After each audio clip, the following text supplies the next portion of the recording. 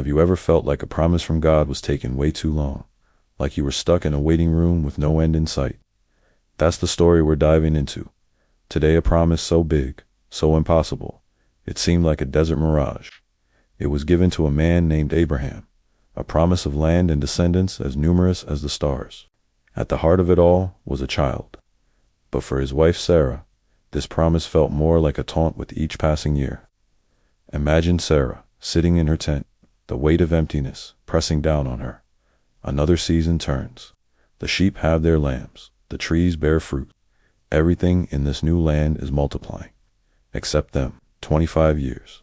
That's how long it had been since God first spoke to them, since they left their home in Haran with a promise of becoming a great nation. But what is a nation built on?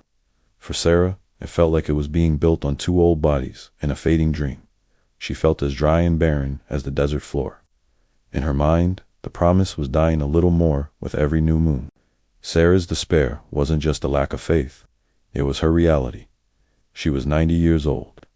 The idea of a baby's laughter in her tent felt like a forgotten memory. So, in her weariness, she did what so many of us do when we get tired of waiting on God. She came up with her own plan, a human solution to a divine delay. She told Abraham, "The Lord has kept me from having children. Go, sleep with my servant Hagar. Maybe through her, I can build a family." It was a custom of the time, a kind of cultural loophole. But it was a shortcut born from exhausted faith. And shortcuts rarely lead to the promised destination. Ishmael was born, and with him came not fulfillment, but jealousy, strife, and a broken home. The shortcut didn't solve the problem. It just created new ones. Sarah looked at the situation she had created and thought, "What have I done?" This wasn't the joyful laughter she had longed for. It was the bitter sound of her own failure. Hagar's child was a constant, living reminder that she, Sarah, had not been enough. 13 more years passed. The shadow of that shortcut grew longer and darker. Then, one day, 3 mysterious visitors appeared at their tent. One of them spoke directly to Abraham with a message from God. "Sarah, your wife will have a son." Sarah was nearby, just inside the tent, listening. And when she heard this, she scoffed. She laughed to herself, a bitter, cynical laugh. "After I'm worn out, and my husband is old, will I really have this pleasure again?" The whole idea just seemed absurd. It was the laugh of someone whose hope had been worn down to nothing. A laugh that basically said, "God, you're too late." But the visitor, who was the Lord himself, heard her. And he responded with a question that echoes through the centuries, a question for every one of us in our waiting. Why did Sarah laugh? Is anything too hard for the Lord? Sarah was terrified. She immediately tried to deny it, saying, "I did not laugh." But he knew. And with a mix of truth and grace, he simply replied, "Yes, you did laugh."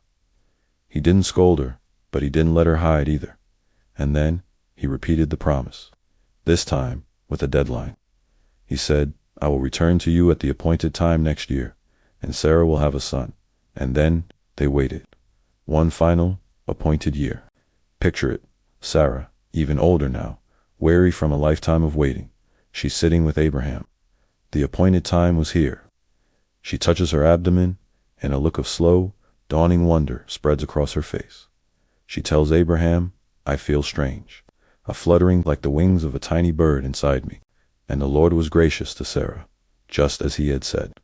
He did for her exactly what he had promised. She became pregnant. Can you imagine that moment? Sarah, standing, her hands on her womb, her face transforming from confusion to awe, to pure, unadulterated joy. She realized, it's true. The Mighty One has done this for me. He hasn't forgotten me. He hasn't mocked me. The new life growing inside her was God's answer, in his perfect time.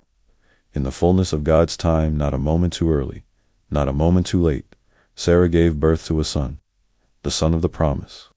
And when it was time to name him, the laughter that was once bitter and full of doubt was transformed into pure joy. Abraham handed her their baby, and she held him, weeping and laughing at the same time. She cried out, "God has brought me laughter. Everyone who hears about this will laugh with me." Who would have ever said to Abraham that Sarah would nurse children? Yet I have borne him a son in his old age. And Abraham said, "His name shall be Isaac." Isaac, it means he laughs. The very sound of Sarah's doubt became the name of her greatest delight. The promise was no longer just a word hanging in the air. It was a breathing, crying, living child in her arms. The wait was over. God's faithfulness was made flesh. Sarah's story is so powerful because it teaches us that God's promises operate on the calendar of eternity, not our wristwatches. Our delay is his appointed time. We, like Sarah, get tempted by shortcuts.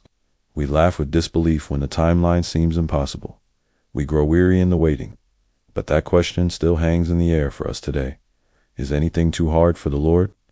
The fulfillment of his word might not come in the way we expect or when we expect. It often requires us to surrender our own plans, our timelines, and our exhausted schemes. But a promise from God, once given, is a living thing. It will come to pass. Sarah's surprise wasn't just a baby. It was the stunning revelation that God is faithful, even when our own faith is faltering. It's proof that he can bring life to the most barren, hopeless places in our lives, and that the bitter laughter of disbelief can, by his incredible grace, be turned into the overwhelming laughter of pure joy. So if you are in a season of waiting today, waiting for an answer, for healing, for a promise to be born in your life, remember Sarah. Remember that the God who visited her tent is the same God who holds your timeline in his hands. Wait on him. His surprise is always worth it.